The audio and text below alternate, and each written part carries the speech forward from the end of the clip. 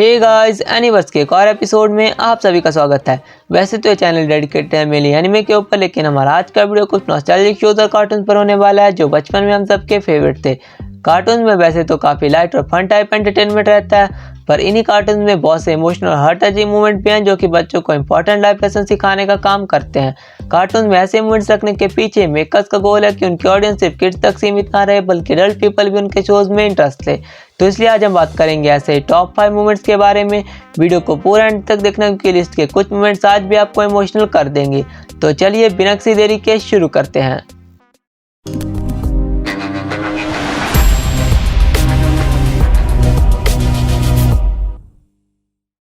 5वें नंबर पर है Tom and Jerry commit suicide. Tom and Jerry के एपिसोड ब्लू कैट ब्लूज का ये सिर्फ एंडिंग मोमेंट ही नहीं बल्कि पूरा का पूरा एपिसोड ही सैड था। इसमें जब टॉम अपनी लव डेम का प्यार पाने में फेल हो जाता है तो वो ड्रिंक करके ट्रेन ट्रैक पर ट्रेन का वेट करने बैठ जाता है। तभी जेरी देखता है कि उसकी गर्लफ्रेंड भी किसी दूसरे माउस के साथ कार में जा रही होती है। इससे जेरी का भी दिल टूट जाता है और वो भी ट्रेन ट्रैक पर टॉम को ज्वाइन कर लेता है। फिर तभी ये एपिसोड ट्रेन के हॉर्न के साथ एंड हो जाता है। ये सब सच में ओरिजिनल टॉम एंड जेरी के लास्ट एपिसोड में हुआ था।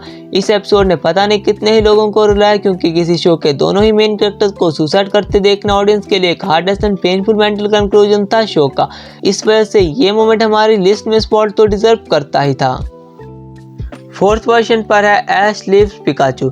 तो देखो, पोकेमॉन भले ही एक चीयरफुल शो था जो बहुत से मौकों पर हमें मोटिवेट करता है, पर जब ये शो हमें कुछ फील कराना चाहता है तो हम उस चीज़ को डेफिनेटली फील करते हैं। इसके एग्जांपल में हम पोकेमॉन सीजन 1 के एपिसोड पिकाचूज गुड बाय को ही ले लेते हैं। आज वैसे ऐश और पिकाचू की जोड़ी का किसको नहीं पता, पर पोकेमॉन के इस एपिसोड में एक मोमेंट था जब ये दोनों लिटरली अलग हो गए थे। ऐश और उसके फ्रेंड्स इस एपिसोड में एक वाइल्ड पिकाचू के ग्रुप से मिलते हैं। ऐश के पिकाचू को उन पिकाचू से फ्रेंडशिप करने में ज़्यादा वक्त नहीं लगता। इस वजह से ऐश को लगता है कि पिकाचू इस फॉरेस्ट में अपने जैसों के साथ खुश रहेगा, तो वो पिकाचू को वहां छोड़कर आंखों में आंसुओं के साथ अपने एडवेंचर पर चल पड़ता है।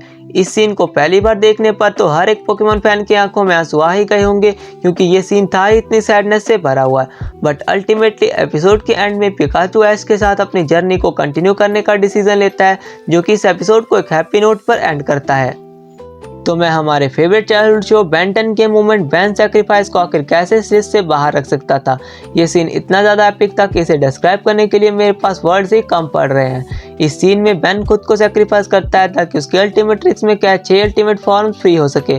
भले उसे ये करने की ज़रूरत नहीं थी, वो चाहता तो उन्हें डिस्ट्रॉय भी कर सकता था जैसा ग्वेन ने उसे करने के लिए कहा था, लेकिन बेन तो बिना खुद की परवाह किए अपने पास्ट 2 ईयर्स की मेमोरीज को याद कर उनकी आज़ादी की आग में कूद जाता है। और उस टाइम तो मेरे लिए ये सीन एक ट्रू हीरो की डेफिनेशन बन गया था। इस सीन का बैकग्राउंड म्यूजिक, कैरेक्टर के रिएक्शन सब हमें इमोशनल कर ही देते हैं। भले ही बेन 10 में और भी बहुत सारे सैड मोमेंट हैं, पर इस वाले मोमेंट ने मुझे सबसे ज़्यादा इमोशनल कर दिया था। Number 2, Doraemon leaves Nobita. यूं तो इस सीन को हम बहुत से एपिसोड्स में देख चुके हैं, बट जिस तरह से Doraemon stand by me movie में दिखाया गया उसने से डोरेमोन सीरीज का one of the most memorable moment बना दिया। ये सीन मूवी के क्लाइमैक्स में आता है जब डोरेमोन को लगता है कि नोबिता उसके गैजेट्स पर ज़्यादा ही डिपेंडेंट है और उसे खुद पर स्टैंड होने की ज़रूरत है। इसलिए डोरेमोन नोबिता को एक मैसेज छोड़कर अचानक से डिसअपीयर हो जाता है। ये सीन इमोशनल था क्योंकि एक तो इसमें हम 2 बेस्ट फ्रेंड्स को अलग होते हुए देखते हैं, और दूसरा इस सीन के जरिए बच्चों को चाइल्डहुड से एडोलेसेंस के बीच का ट्रांजिशन दिखाने की ट्राई की गई थी। ये सीन हम व्यूअर्स को सिखाता है कि जब हम लाइफ के एक फेज से दूसरे फेज में जंप करते हैं तब हमें कुछ चीज़ों को पीछे छोड़कर नए चैलेंजेस को फेस करना पड़ता है। इसे एक इंसिडेंट ने नोबिता को इंडिपेंडेंट बनने में हेल्प की, जिस वजह से ये मूवमेंट मूवी का की पॉइंट भी साबित हुआ। तो पहले नंबर पर है back story of ice king. Adventure time में भले ही आइस किंग एक एंटोजेनिस्ट था, पर जब इसकी बैक स्टोरी हमें देखने को मिली तब एक टाइम के लिए तो हम सब इमोशनल हो ही गए थे। इसे मैंने नंबर 1 पर इसलिए रखा है क्योंकि यहाँ हमें किसी हीरो ने नहीं बल्कि एक विलन ने रुला दिया था। तो आइस किंग का रियल नेम था साइमन पैट्रिकोफ, जो कि एक काइंड आर्कोलॉजिस्ट हुआ करता था। बट एक दिन वो एक मैजिकल क्राउन को डिस्कवर करता है जिससे कि उसे मिलती है आइस की पावर्स। इस क्राउन को पहनने से वो अपनी मेमोरीज को खो देता है और गलती से स्टार्ट कर देता है मशरूम वॉर। ये वही इवेंट था जिसने वर्ल्ड ऑफ वो को पोस्ट एपोकलिप्टिक वेस्टलैंड में कन्वर्ट कर दिया था। तो इस तरह साइमन बन जाता है आइस किंग और स्टार्ट कर देता है प्रिंसेस को किडनैप करना। पर उसके ये सब करने के पीछे के रीजन सिर्फ उसकी लोनलीनेस और क्राउन के ट्रेजिक इफेक्ट्स थे। आइस किंग की इस हार्ट टचिंग स्टोरी और उसके ह्यूमैनिटी को दोबारा से रिगेन करने के डिजायर्स को कोई भी एडवेंचर टाइम फैन भूल नहीं सकता। तो आज के इस वीडियो में इतना ही था। कमेंट्स में बताना कि आपका फेवरेट मोमेंट कौन सा है। बाकी अगर आपको वीडियो अच्छा लगा तो प्लीज़ लाइक और शेयर कर दें। चैनल पर नए हो तो प्लीज़ सब्सक्राइब कर दो, क्योंकि हम ऐसे वीडियोस लाते रहते हैं। तो अब मिलते हैं जल्दी किसी और दिन किसी और वीडियो के साथ।